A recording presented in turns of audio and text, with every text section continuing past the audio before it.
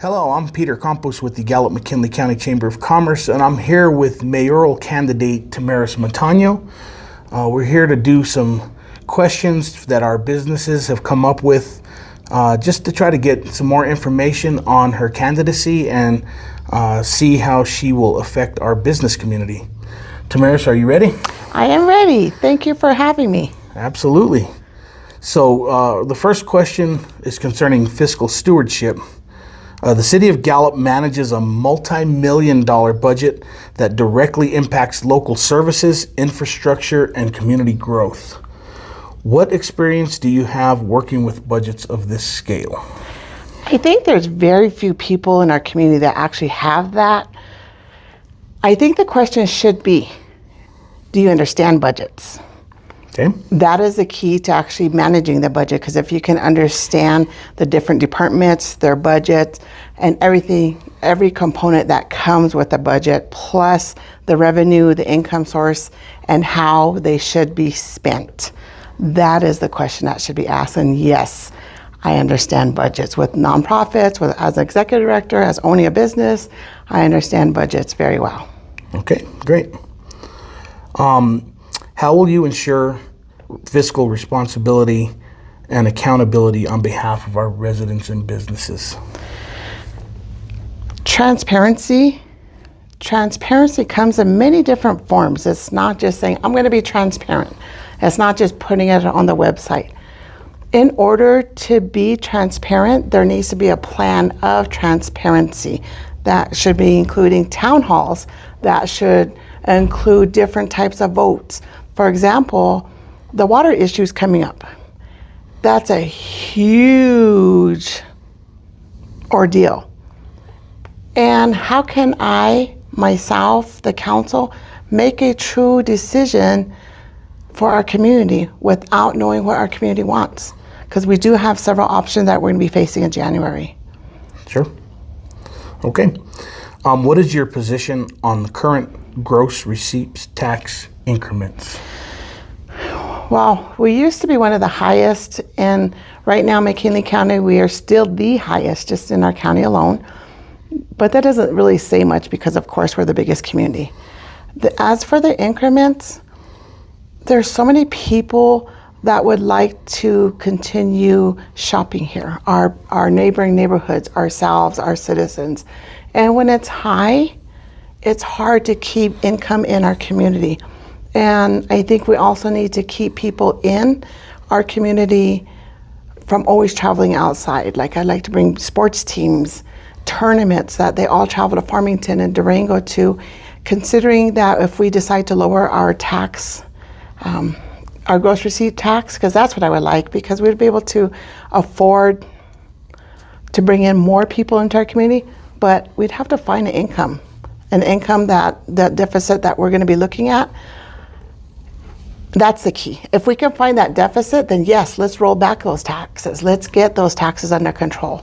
But for now, they have to stay where they're at. Okay. The second section is concerning advocacy and legislative partnerships. Strong relationships with state and federal legislators are critical to securing capital outlay and project funding. How do you plan to build and maintain effective partnerships with lawmakers to advocate for Gallup's infrastructure, public safety, and economic development needs? When I first decided to run for mayor, I already opened up a lot of doors of communication. And I worked on my platform, and I went to several different of our legislators asking if this is viable options for whatever I was talking about or thinking about. So a lot of those doors are already open. And what I do in our community with the Shop with Our Heroes, the Secret Santa baskets, that has even supported the decision for me to have that open discussion.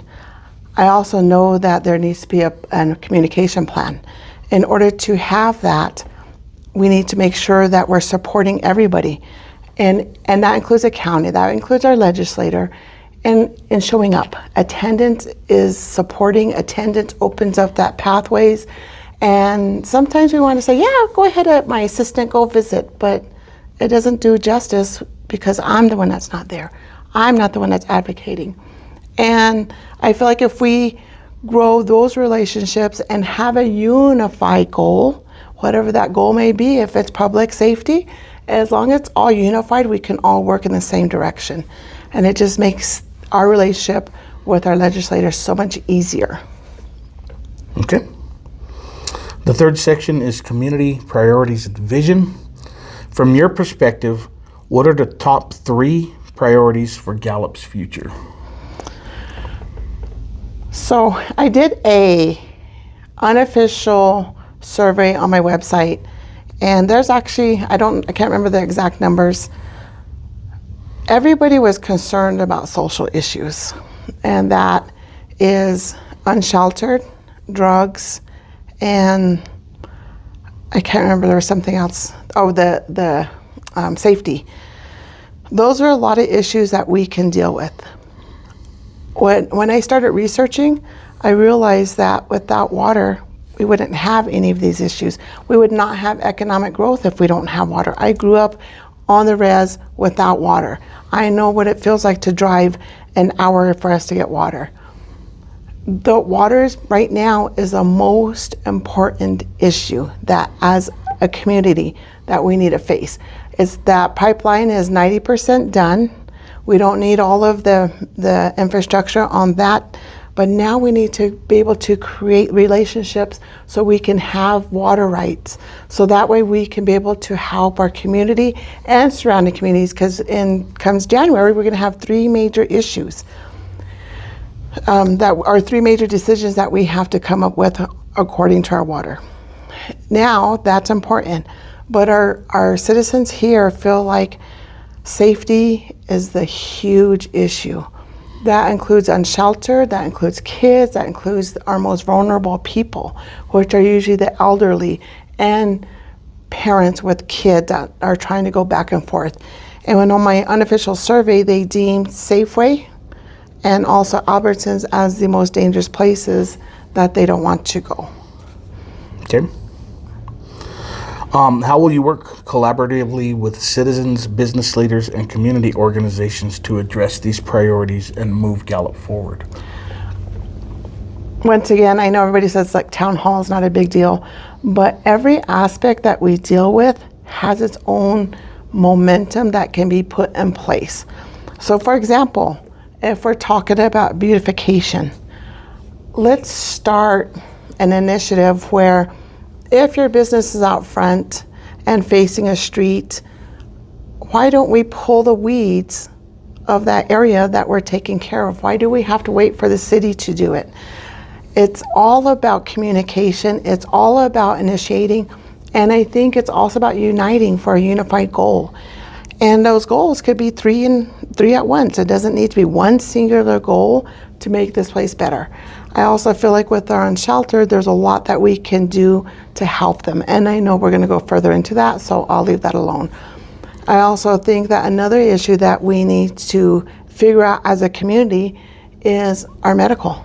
Our medical for the medical malpractice insurance doesn't face us as Native Americans, because Gallup Union Medical Center are federal doctors. Because our federal doctors, wherever they were practicing prior, their licensure can transfer, their insurance can transfer, and they can continue being in our community. However, private care like RMCHCS, Gallup Community Health, those kinds of entities actually deal with New Mexico licensure. That malpractice, I think OBGYN is like $25,000. That is a lot of money. How are we able to keep doctors here? To me, once again, I believe in unifying. Other small towns are having this issue. Why can't we collaboratively work together, go march up where there is how many different cities, all their citizens, their doctors, and go approach Santa Fe? You know, so that way it makes things easier instead of our little meekly voice saying, oh, we need medical here, we need medical there, but unify. And that's one of my biggest things. And I feel like that is why that's why I feel like I make a good mayor, is because I know how to do this and I have the skill set to get this done. All right. The fourth section is quality of life and community well-being. A strong quality of life is built on safety, opportunity, and a sense of pride in our community. Our community faces growing challenges related to homelessness, substance abuse, and public safety concerns. These issues impact the overall well-being of local businesses, tourism, and residents. How do you define quality of life for Gallup residents, and what does a thriving, healthy community look like under your leadership? Quality of life varies per person. I had an 82 or 86-year-old lady that came and approached me and said she sat outside Albertsons for an hour and a half when unsheltered people were sitting by the door. She could not even go shopping. When there is an unsheltered man that is hungry and starving and he's digging in trash for food, that is not a quality of life. Quality of life depends on the person. And there are some people here where they have a good quality of life, where they're driving nice vehicles and their biggest issue are roads because it damages their vehicle. So quality of life is not singularly divided or singularly per group. It is based on the person's access to all that you just talked about. And so as a mayor, though, we need to have a component of true safety. Safe areas that people can go to without being accosted, without being harassed, without being scared. Even if they're not approached by our unsheltered, they still feel this fear because of stereotypes that is cast upon our unsheltered people. Okay. What plan do you have to address the needs of a rapidly growing and increasingly violent homeless population while also protecting the safety, commerce, and livability of Gallup's neighborhoods and business districts? This was the hardest issue to talk about and to deal with. There are communities here in America that have tackled this and did it gracefully, while also keeping law and order. When you have communities that invest into the unsheltered like we do, we have 3 now recovery homes. I also feel like in order to make it better, we need to help our nonprofits. Where do they fill in this gap? Where do they actually get their foot on that ground so that way they can approach our unsheltered? And I keep saying this, it's like nagging mother. Go out there and go dump the trash. Go out there and go dump the trash. You get fed up. You're like, I'll go dump the trash. That's what I'm hoping the response is, because in other cities in America, that was the response they had.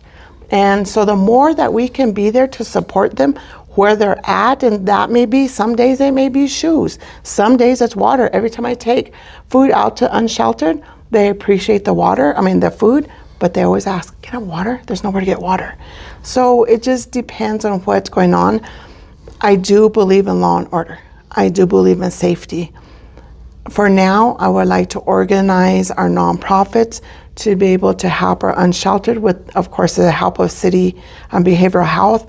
And in my opinion, I think a collaboration of everybody working together, once again, unifying all of the different departments, nonprofits, and taking the Gallup Police Department and rebranding a few of the officers to crisis intervention specialists, be able to approach a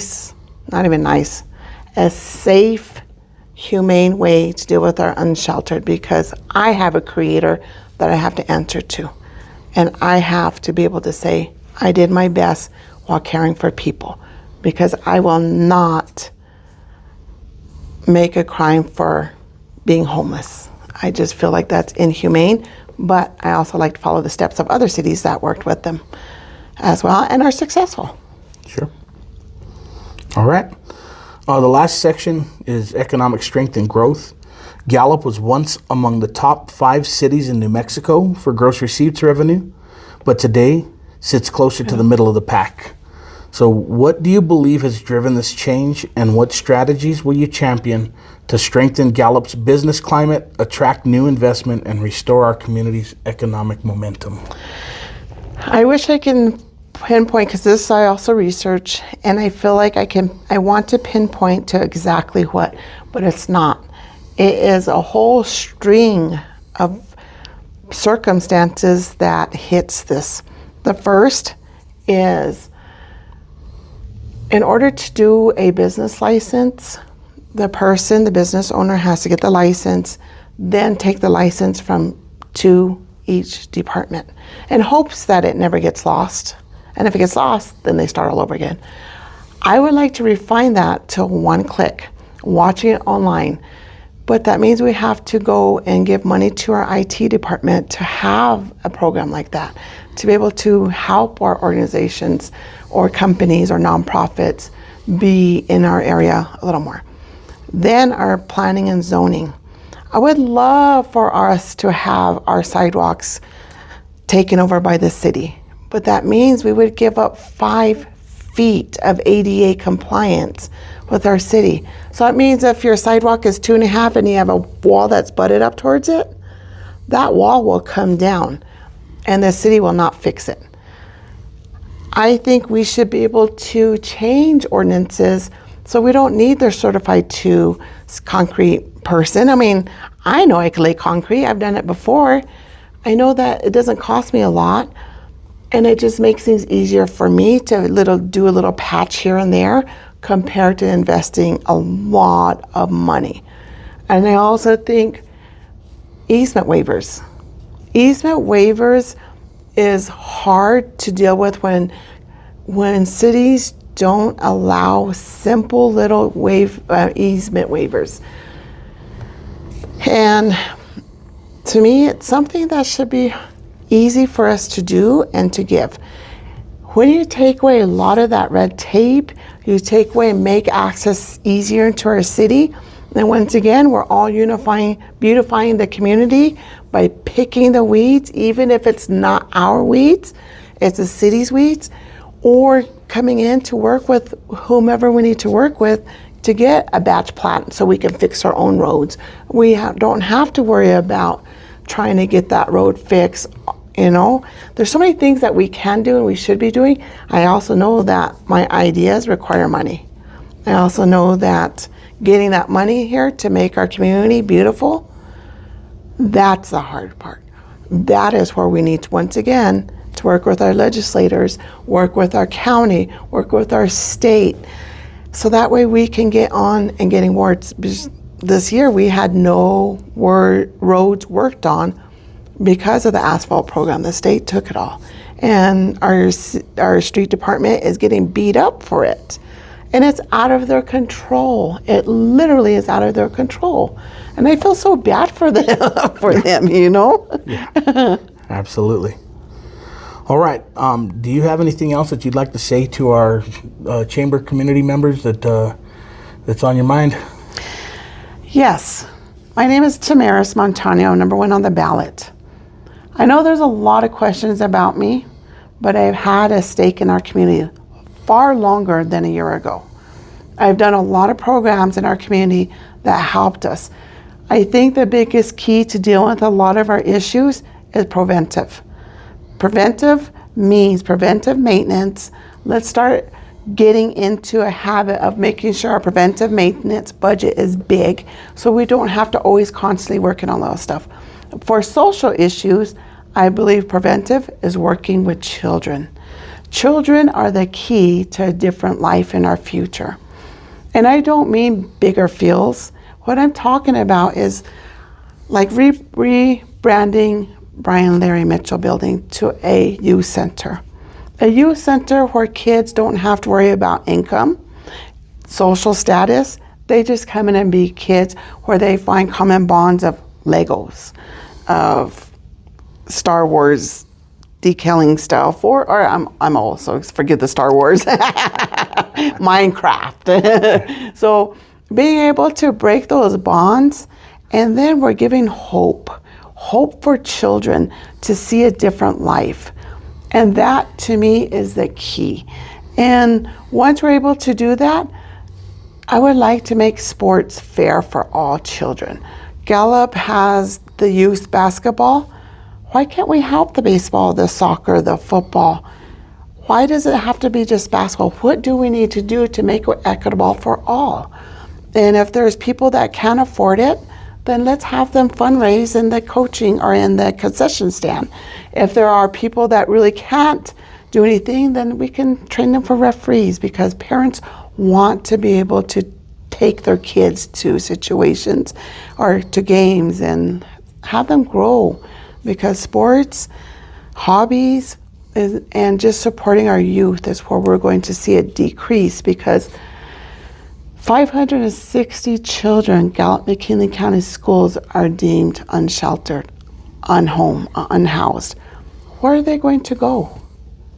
Where are we going to send those children? Right now we have a system where we're just feeding our unsheltered. We're just putting them right out onto the streets. Let's figure out as a community what we can do before those kids get to the street. Let's figure this out. This is a community problem for all of us. And with my knowledge, my ability, that's what I would like to do. Tackle problems together as one. And whether it's working with legislators, communities, businesses, I would like to do that. Thank you. All right. So the Gallup McKinley County Chamber of Commerce thanks each candidate for their willingness to serve and for sharing their perspective with our community. The Chamber believes that informed, engaged leadership is essential to the continued success of our region. We encourage every resident to participate in the upcoming election and to make their voice heard in shaping Gallup's future. I would like to thank Timaris for sitting with me and just giving us some perspective on who you are as a candidate and how you're going to benefit our community. Good luck in the election. Thank you. And hopefully things will go your way. It will. All right. Thank you.